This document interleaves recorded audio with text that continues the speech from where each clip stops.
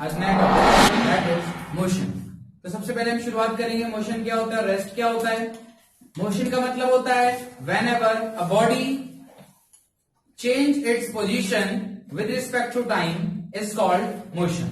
तो जब भी कोई चीज समय के साथ अपनी पोजीशन में बदलाव करती है, समय बीत रहा है 2 second 3 second 4 second 5 second 6 second और ये अपनी जगह को डिस्प्लेस कर रही है, दिस इज मोशन।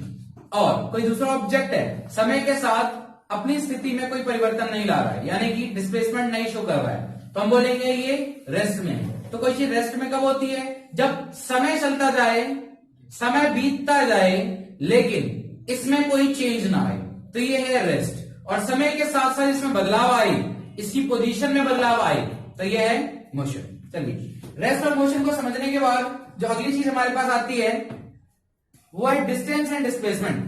डिस्टेंस क्या होता है और डिस्प्लेसमेंट क्या होता है, बहुत ही इंपॉर्टेंट टॉपिक है और अभी हमें ये समझना ज्यादा जरूरी है, क्योंकि इनिशियल स्टेट पे समझ लेंगे तो आगे हमें 10th लेवल पे दिक्कत नहीं होगी। तो सबसे पहले बात करते हैं डिस्टेंस की। डिस्टेंस क्या होता है? हम जो लेंथ या वो पाथ लेंथ जो एक्चुअली ट्रेवल की जाती है, जो सच में चली जाती है, उसको कहते हैं डिस्टेंस।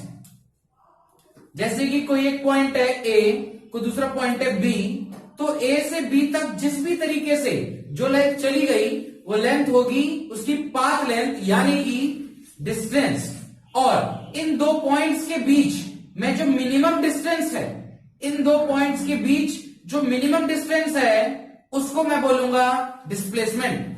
लेकिन डिस्प्लेसमेंट को डिफाइन करने का एक और तरीका है, हम कह सकते हैं किसी भी ऑब्जेक्ट की इनिशियल पोजीशन यानी कि स्टार्टिंग वाली और फाइनल पोजीशन यानी कि एंड वाली पोजीशन के बीच स्ट्रेट लाइन की जो मिनिमम दूरी है उसे कहते हैं डिस्प्लेसमेंट। चलिए एक एग्जांपल लेते हैं। पहले मैं इस पॉइंट ए पर था, कई सेकंड बाद मैं घूमा और घूमकर यहां से पूरा आया और यहां पहुंच गया इस पॉइंट बी पर। तो मैंने जो डिस्टेंस चला, एक्चुअली पाथ ट्रेवल्ड, वो ये है। लेकिन अब मैं कहां हूं और पहले कहां था? This is my initial position and this is my final position. तो इनिशियल पोजीशन और फाइनल पोजीशन के बीच कितनी लेंथ रह गई है या कितनी दूरी रह गई है, इसी को मैं क्या बोलूंगा? डिस्प्लेसमेंट। ये पहले कहां था और अब कहां है। अब बात करते हैं, क्या डिस्टेंस कभी जीरो हो सकता है?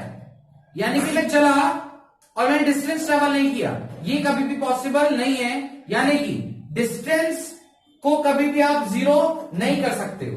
अब बात करते हैं, क्या डिस्प्लेसमेंट जीरो हो सकती है? यस। आप इस पॉइंट से स्टार्ट किया, पॉइंट ए से आपने बहुत डिस्टेंस ट्रेवल किया और बहुत डिस्टेंस ट्रेवल करने के बाद दोबारा आ गया आप ए पर, तो आपकी डिस्प्लेसमेंट हो गई जीरो, क्योंकि पहले आप जहां थे अभी भी वही हो। इनिशियल पॉइंट और फाइनल पॉइंट एक जगह पर है, यानी कि डिस्प्लेसमेंट हुआ जीरो। और यहां पर डिस्टेंस जीरो नहीं हुआ, क्योंकि कुछ ना कुछ डिस्टेंस चला गया है, कुछ ना कुछ पाथ लेंथ चली गई है। क्लियर?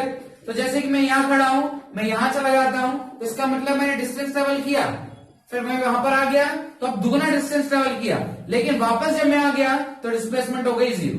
क्लियर? अब बात करते हैं, जो भी हमारा डिस्टेंस होता है, जैसे इसके इस पॉइंट के बीच का डिस्टेंस जो है, जो कि ये है, ये हमेशा बड़ा होगा डिस्प्लेसमेंट से।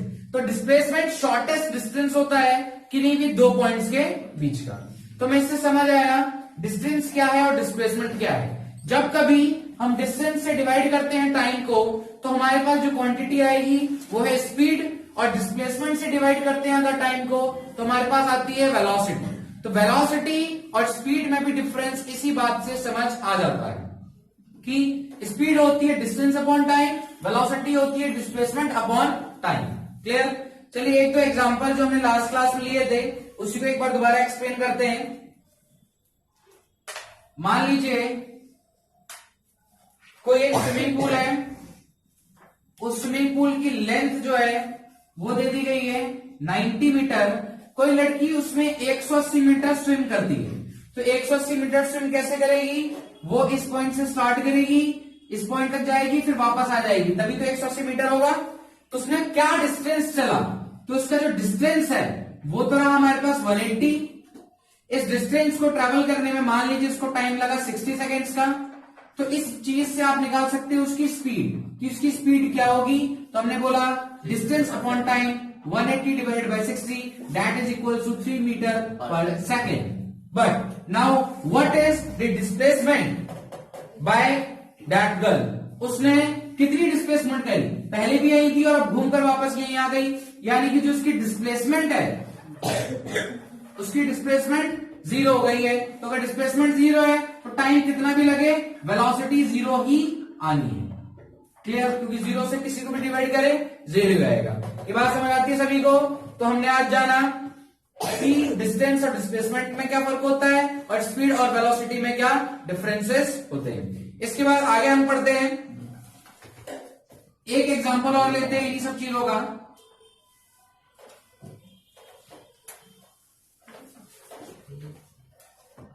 मान लीजिए मैं इस पॉइंट ए पर था और एक सेमी सर्कुलर पाथ में चल के पॉइंट बी पर पहुंचा। मैंने जो डिस्टेंस ट्रेवल किया हुआ है 22 किलोमीटर। तो अब मुझे बताना है डिस्प्लेसमेंट क्या होगा। मैंने बोला डिस्प्लेसमेंट कितना होगा, यहां से यहां तक का होगा डिस्प्लेसमेंट। तो अब यहां से यहां तक कितना है, यहां से यहां तक कितना है ये जानना जरूरी है। तो मैं ये मान लेता हूं इसके बीचों बीच कोई पॉइंट ओ होगा। डिस्प्लेसमेंट इसके किलोमीटर सेमी सर्कल का सरकमफ्रेंस है, तो यानी कि पाई आर है, क्योंकि टोटल सरकमफ्रेंस तो होता है 2 पाई आर। हमें क्या दे दिया, सिर्फ पाई आर। तो पाई आर की वैल्यू कितनी दी है, 22 दी हुई है। तो आर इक्वल क्या हो जाएगा 22 और यहां हो जाएगा 7/22। क्यों हो गया 7/22 मैं बता दू थोड़ा सा।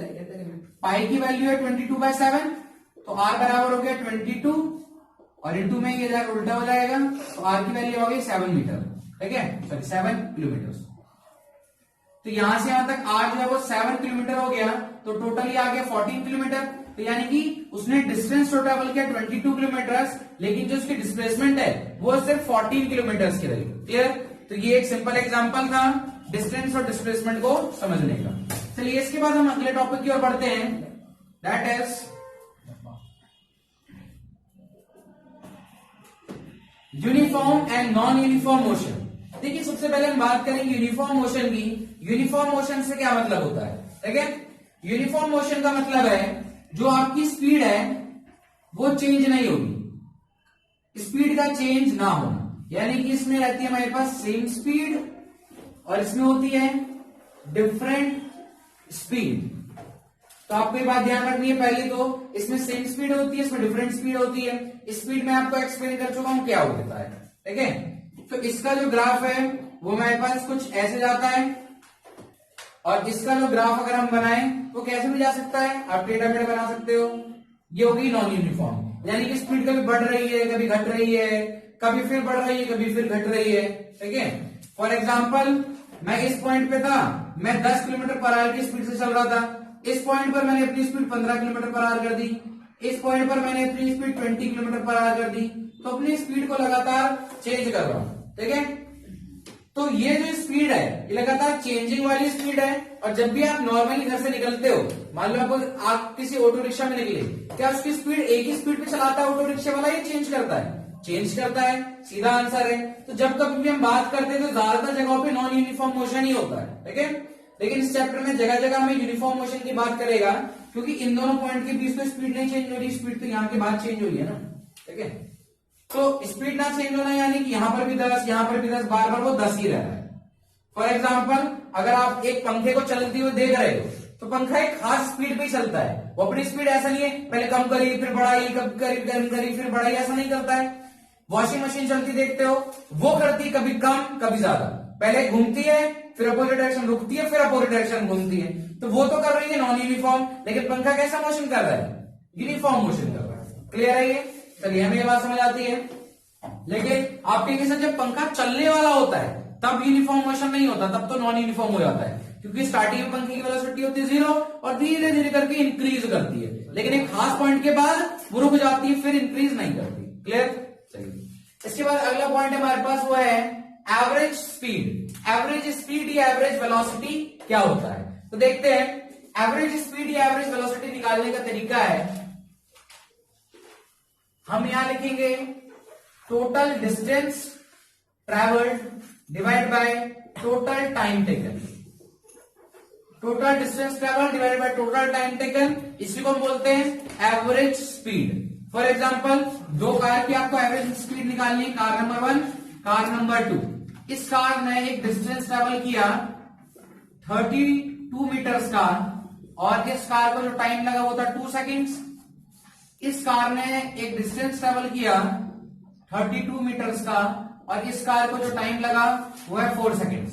मुझे बोला है दोनों कार की एवरेज स्पीड बताओ। तो एवरेज स्पीड बताने के लिए मैं क्या करूंगा, जो भी हमारे पास टोटल डिस्टेंस है, टोटल डिस्टेंस ये प्लस ये, यानी कि 32 प्लस 32 डिवाइड बाय टाइम हमारे पास है 4 और 2, ऐड कर लिया। ऊपर तो आ गया 64 डिवाइड बाय नीचे आ गया 4 प्लस 2 6। इसको डिवाइड कर लेंगे कितना हो जाएगा ये, हाँ ये हो गया 32 डिवाइड बाय 3। 32 को 3 से डिवाइड कर लो, ये हो गया 10.6 के आसपास आएगा। यस, हो जाएगा 10.6 के आसपास, 10.6 मीटर पर सेकेंड। ये हो गई उसकी एवरेज वेलोसिटी, कि उसकी एवरेज वेलोसिटी इतनी है। क्लियर, समझ आ सकता कैसे निकालते हैं एवरेज वेलोसिटी। इस पे अलग अलग क्वेश्चन आ सकते हैं। एवरेज वेलोसिटी अक्सर तब निकालने के लिए बोलेगा जब आपको दो चीज दे रखी होंगी, दो ऑब्जेक्ट दे रखे होंगे, बोलेगा एक ऑब्जेक्ट इतनी स्पीड पे जा रहा है, एक इतनी स्पीड पे जा रहा है, बताओ दोनों की एवरेज स्पीड क्या है। क्लियर, लेकिन मान लो अगर मुझे स्पीड ही दे जाती, बोल देता कार नंबर 1 की स्पीड दे दी और कार नंबर 2 की भी स्पीड दे दी। इसकी स्पीड है 5 किलोमीटर पर आवर और इसकी स्पीड है 6 किलोमीटर पर आवर।